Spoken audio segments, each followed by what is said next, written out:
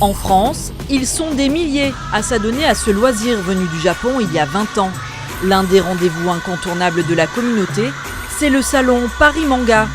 Ici, tout pour faire ses propres costumes et plonger dans cet univers issu de la science-fiction, des séries télé, des mangas ou des comics.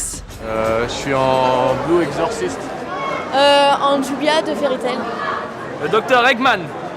Hi, I'm Sonic the Hedgehog. Je suis aussi Sonic en fait, mais pas du même jeu.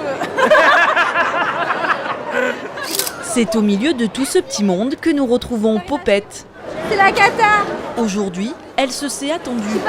J'ai galéré pour me coiffer. Viens. C'est elle qui anime l'événement de la journée, le concours des meilleurs costumes.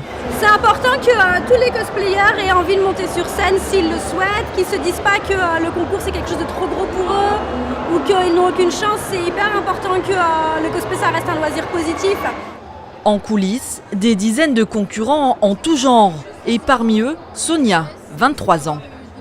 Je suis une grande joueuse de jeux vidéo, principalement, donc j'avais envie de vivre en fait la vie de mes personnages. Elle s'est lancée dans le cosplay il y a 3 ans et participe à son tout premier concours. Alors pour participer à un concours, il faut avoir fait plus de 70% de son costume soi-même. Il faut avoir préparé une prestation et le but c'est donc de ressembler le plus possible à son personnage. Elle a travaillé près de 200 heures pour ressembler à Sylvanas, ce personnage de jeu vidéo. Silicone, mousse, peinture, elle en a eu pour 500 € de matériel. Un investissement pour certains, qui peut aussi rapporter gros, notamment pour les stars du milieu. Vous n'auriez pas de la monnaie, si possible? Louis vient des Philippines. Invité par les organisateurs, il est l'un de ces cosplayers qui ont fait de leur passion un business. Louis, c'est combien le collier? C'est seulement 15 avec un poster gratuit.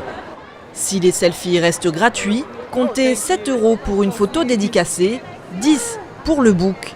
Mais dans ce monde du merveilleux, parler argent n'est pas toujours assumé.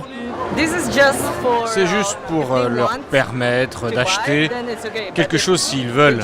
Mais s'ils veulent juste prendre une photo, me dire bonjour, il n'y a pas de problème, c'est gratuit. C'est pas un business vraiment sérieux, c'est juste pour moi, pour s'amuser, ça reste un loisir.